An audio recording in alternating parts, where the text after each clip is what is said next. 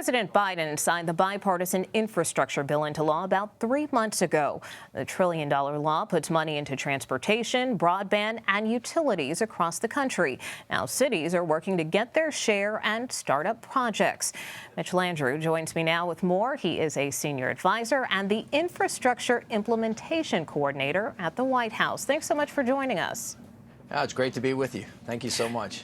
I want to start with the news of day. These new inflation numbers that are out would be a challenge to any administration. How much do rising costs threaten President Biden's agenda?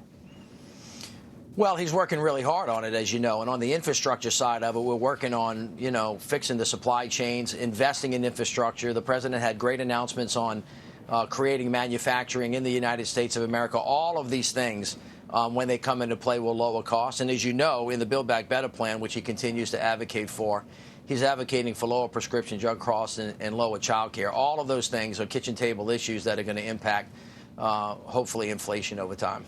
But do these numbers make it harder for the president to resurrect Build Back Better? I mean, Senator Manchin today seemed to say, "I told you so."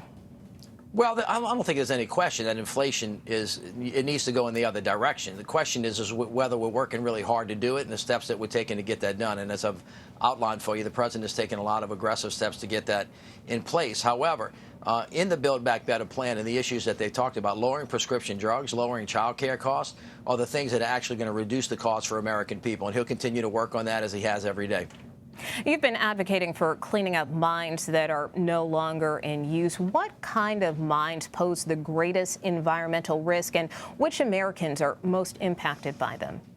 Well, first of all, this infrastructure bill is a once-in-a-generation opportunity to really kind of get America back on track. And part of that is giving us clean, safe water and land. And, of course, as you've seen, a lot of coal country has gotten really dirtied by the mining of coal. And so this particular piece that was announced yesterday, $765 million to go to 22 states that have the most abandoned coal mines, we're going to have to go in there and clean them up, which is not a great thing to have to do. But it's also going to be done by people who actually built the coal mines. It's going to provide really great jobs. And we did the same thing a couple of weeks ago with an announcement for orphan wells that have been left behind in the oil and gas industry. So across the country, in tons of states, the infrastructure bill is going to give us an opportunity to go clean up the air, clean up the water, clean up the land that's been dirtied, open it up for economic development, and allow it to be cleaned up by the same folks that built it by creating really good paying jobs.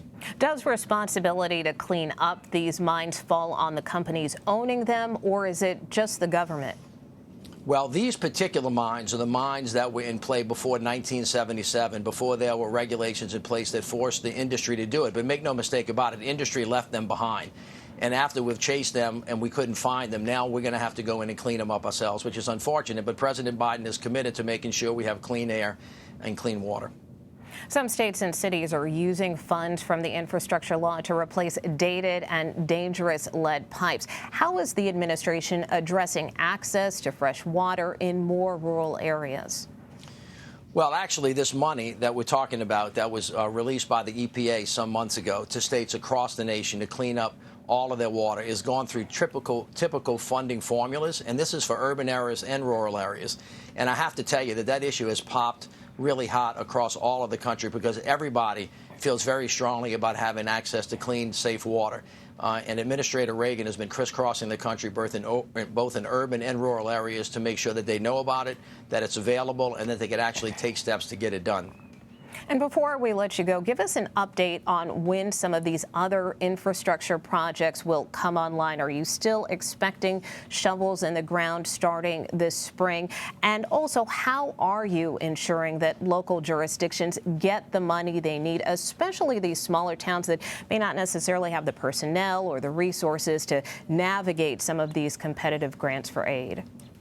Well, Nikole, all of those are great questions. First of all, we've hit the ground running and we're getting the job done. In the last 90 days, we've pushed out notices for $85 billion for roads, bridges, airport, high-speed internet, and clean air and clean water. That's number one. Number two, a good portion of these funds are what they call competitive funds, so that small cities and towns that wouldn't have access necessarily to it through the formula funding that generally goes through the states are going to be able to apply for that, and with the help of technical assistance for grant writers and other folks like that have access to it. And then thirdly, just today, the third large announcement this week was getting ready for the electrification of the vehicles in this country.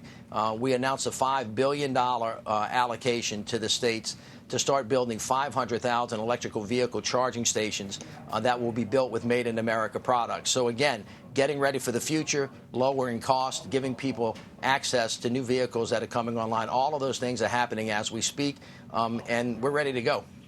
Mitch Landrieu, thank you for being with us. Thank you so much for having me. Have a great night.